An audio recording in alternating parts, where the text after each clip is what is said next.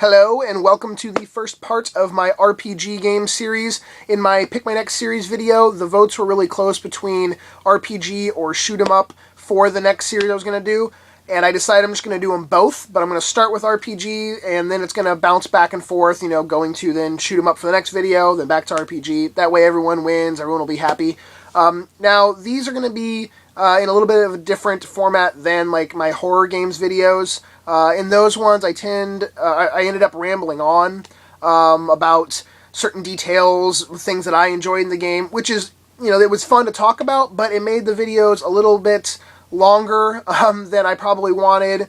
And also, it was stuff that was information that you could easily find on thousands of other YouTube channels or anywhere, about like when the game came out or what the characters' names are and stuff like that. So I have had people request that they would like maybe a little bit more of like a collector's aspect to maybe the series. And I mean by that, like, how much are the games going for now? How rare are they? Things like that. So I'll still throw in my 2 cents and, which ones I really enjoyed and certain other little features, but they're going to be a little bit more about just the collecting of them aspect, because I have a lot of RPG games, and if I was to do it in a more drawn-out fashion, it would probably take a ridiculous amount of time to go through them all, and by like part 15 or 20, people wouldn't be enjoying watching it. And like I said, there's so many friggin' channels where you can look at gameplay and, have to watch a guy ramble on about how much he loves Final Fantasy VII, so there's really no point in me doing that. So without further ado, we're going to get started. And on the PS1, there are a lot of RPG series that they put out like 2 games for, part 1 and part 2. So this first set of games I'm going to show you in part 1 of RPG games on the PS1, there are going to be quite a few, part 1 and part 2 games. So first up are the Saga Frontier games, Saga Frontier 1 and part 2. Now these are not terribly expensive or really rare RPGs on the PS1. The first part goes for around 20 to 30 bucks, and the second one a little bit less than that, but they sort of bounce around in price. I mean, if you're looking for like a complete open but in like new condition copy, expect in that $20 to $30 price range. Some, if you buy like 2 of them together, there's quite a few auctions that you can get almost both of them for the price of one. They're not really super sought after, and they're pretty common to find for sale on eBay at any given time. I really enjoyed the first game in the series a lot. They're both Squaresoft titles, but the first game I remember playing fondly. There were 7 different stories that all linked together, 7 different characters, very different characters also. So I recommend these because mainly they're cheap, compared to some of the other ones on the system, and they are very good games. This next set includes one of the most sought-after and expensive RPGs on the PS1. That game would be Suikoden 2, and its less sought-after brother, the first Suikoden. Now this one goes for about $30 to $40 right now. It's definitely gone up in price from about a year and a half ago or so. I remember it going for about 20 bucks. Now obviously that's for a complete copy. Now the second game has gone up in value over the years, but it bounces around now from anywhere like 130 bucks to almost $200. Granted, it just depends on who's looking for it at the time, how many copies are online, and how good of condition they're in. Now, this is also one of those sets where Part 3, Part 4, and Part 5 are on the PS2, and Tactics are on the PS2. Now, if you buy them all together, and you're looking to really just dive into the series, you're probably better off doing that, because you can normally get like all of the games for anywhere from $200 to $300 instead of just buying Part 2 for $150 to $200. So it's a better deal to just get them all. Even if you already maybe have one, if you see someone selling a lot of them, just buy an extra copy and then give it to a friend, sell it off, whatever. Now this part 2. It is technically an uncommon game. It's not just one of those where the game was, so popular like a Final Fantasy VII that everyone wanted to play it and blah, blah, blah. It technically was a low-print game. I want to say that there was like around 22,000, maybe a little bit more than that, copies that were printed for this. So that's pretty damn low. Makes it harder to find. And yes, it is a good game. I did like Part 2 better than the first game, and the series sort of went downhill after that, at least for me. So, but yeah, fucking expensive game. Some of you might have seen this game, Legend of Mana, on the last episode of Video Game Sellers. A seller was asking $25 for it, which wasn't a terrible price. It goes for around $30 to $40 on eBay right now. And I want to mention that the prices I'm getting for these games are completed listings on eBay from like the last month and a half, not just like the week before Christmas or anything. So now this game is a Squaresoft title. It has a very whimsical, childlike look to it. You can see the characters are fairly young looking, big, bright eyes on them.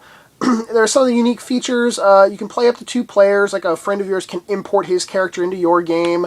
It has a unique system where you like sort of grow the story by placing these artifacts on a map. I didn't get into this one as much as other games because, like I said, it's sort of a extra lighthearted, very storybook look to it, I guess would be a good way to put it. But it's still an enjoyable game, and it falls into like that average, like I said, around that $30 to $40 mark of a lot of the RPGs on the PS1. So not too terribly expensive, and not too terribly uncommon. This is a rare case where both Part 1 and Part 2 of this series are hard to find and expensive, and that would be Tales of Destiny and Tales of Destiny 2. Both of these can go for anywhere around the $60 mark all the way up to $100 each. And just recently, like right around holiday season, they've spiked up to even more than that with some of the sales. Now, I'm a big fan of the Tales games, so is my wife. These are the first 2 Tales games to ever release in North America. Worldwide, Tales of Destiny 1 is the 2nd game in the series, and Tales of Destiny 2 is technically the 4th. Tales of Fantasia came out in 1994, the first game on the Super Nintendo, and they re-released that one in North America with a port on the Game Boy Advance, and I think that came out like in 2006. But fantastic games. I mean, I personally love all the Tales games, so I really don't have a favorite. I think my wife's favorite would be Tales of Vesperia, but highly recommend these games. Yes, they are very expensive. Maybe if you just want to play them, if you've never played them, look for like discs-only copies. Even those are pretty damn pricey. Like you can buy, if you're looking to just buy like a replacement disc, they can be into like the $20 to $50 range. So, but regardless, fantastic games. Chrono Cross is a more affordable RPG. It goes for around $20. This is a sequel to Chrono Trigger, which was originally released on the Super Nintendo. And then they put a version on the PS1 with Final Fantasy IV, and that was called Final Fantasy Chronicles. And then they ported it over to the DS, and that was an enhanced version that had some extra content to it. But Chrono Cross is the only sequel, and it's sort of sad that the series just died right there. I would love to see another game in the series. I enjoyed this one a lot. There are a ton of characters to find and to use in the game, and it has some of my favorite music of any RPG. I highly recommend Chrono Cross, and like I said, super cheap game, so go check it out. I'm going to end this first episode with 2 more inexpensive titles, and those would be Wild Arms and Wild Arms 2. Now you can get both of these for around the $10 to $20 mark, so very inexpensive. The Wild Arms series never got quite as much love as, say, the Final Fantasy or Tales series, but they do their own unique thing, and I did enjoy them. There's also quite a few to choose from. You got these 2 on the PS1. On the PS2, you have Wild Arms 3, 4, 5, and Wild Arms Ultra Code F. And then on the PSP, you have Wild Arms XF, and they're all pretty inexpensive. Now, with the first 2 games, possibly the graphic style might have also put people off compared to, say, the bigger budget titles like a Final Fantasy VII. I still enjoyed them. I liked all the games. I guess I'm like a Wild Arms fanboy, and they've all gotten pretty good like fan reviews. I mean, there doesn't seem to be like one game that was just hated on, considerably, but I recommend, picking them up just because also they're very cheap, so they're good sort of like starter collector RPGs to go for. Now, I hope you guys enjoyed this series. I know it was a little bit more streamlined, like I had said, but this is more about collecting, the values.